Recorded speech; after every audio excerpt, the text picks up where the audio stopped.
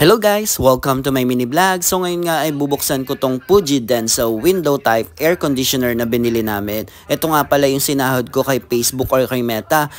Kaya pinambili ko siya ng bagong aircon. Tara guys, buksan na natin tong bagong aircon na binili namin. So ito na nga guys, bubuksan na natin siya para makita natin yung laman niya kung goods ba yung aircon na nabili namin.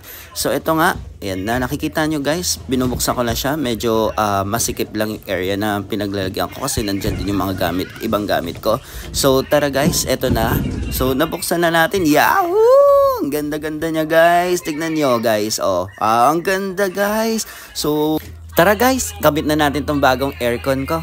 So guys, dito ko nga siya ilalagay. So hindi nga siya kasing size nung dati kong aircon. Kasi yung dati kong aircon is pa-square siya. Tapos ngayon pa-rectangle na tong nabili naming bagong aircon. So hindi siya kasing size. Pero gagawa natin yan ng paraan para lang maikabit itong bagong aircon na nabili namin. So guys, dito nga siya ilalagay. Kung makikita nyo, ayan yung butas.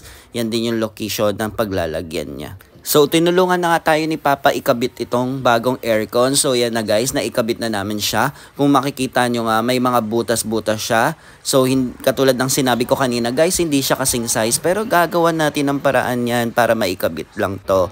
So, lalagyan nga natin siya ng foam. Itong nakikita nyong butas para hindi lumabas yung lamig. Parang jowa nyo na nanlalamig na sa'yo. Nanlalamig na, uy! So, ayan nga guys. Tignan nyo muna. Ang ganda-ganda ng mga pictures niya dito. So, meron siyang pindutan. So, ito. Ang ganda guys, no? So, ayan na. Tara na. Excited na ako ma-experience yung binili naming bagong aircon. So, gusto ko na ma-experience yung lamig na ibubuga nito. So, I'm sure na mas malakas to kaysa dun sa dati kong ginagamit na aircon. So, ito nga guys, tara gagawa na nga tayo ng pantatakip natin dun sa aircon. So, ito nga guys, gugupitin na natin siya. So, kanina nga ay sinukatan ko na siya para alam ko yung saktong sukat na ilalagay natin dun sa aircon. So, sa may butas na part niya. So, ito nga guys, tapos ko na nga siyang gupitin. So, ngayon ay tutupiin ko na siya guys. So, pagkatapos kong tupiin ito ay ilalagay na natin siya dun sa mismong aircon. So, tara guys, ilagay na natin siya. So, ito nga guys, dito na natin siya ilalagay. Tara. So, ito nga. So, kasyang-kasya na siya dyan guys. So, ayan yung paglalagyan natin.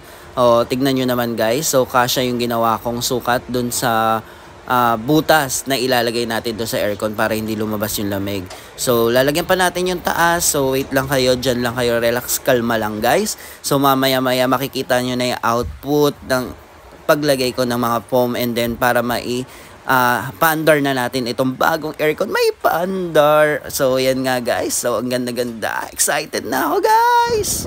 A few minutes later, so, eto na nga guys, tuwan-tuwa na ako. So, naikabit na nga natin yung mga foam. So, wala na nga siyang butas. So, nagawa na din natin siya ng paraan. So, eto nga, pinapagana ko na siya to make sure na lalamigin na tayo. Lalamigin. Tapos, eto na nga guys. So, tinatry ko na nga pindutin para masigurado akong lahat ng pindutan ay gumagana. So, yan nga guys, ginawa na natin siyang 18 para mas maramdaman natin yung lamig.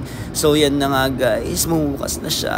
Lumalamig na konti. Lumalamig na konti guys. So, yan guys. So, tuwang-tuwa na ako at salamat din kay Facebook dahil may nabili tayong bagong aircon. So, salamat sa inyong mga sumusuporta.